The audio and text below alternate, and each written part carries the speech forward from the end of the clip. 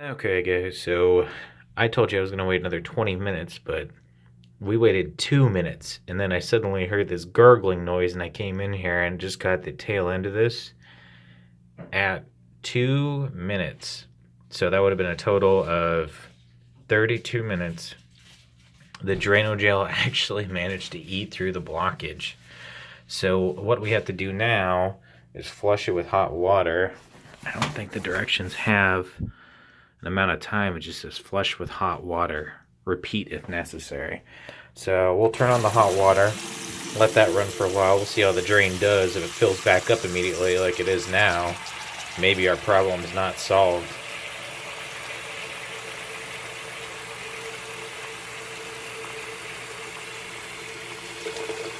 Well, it's not really hot yet, so.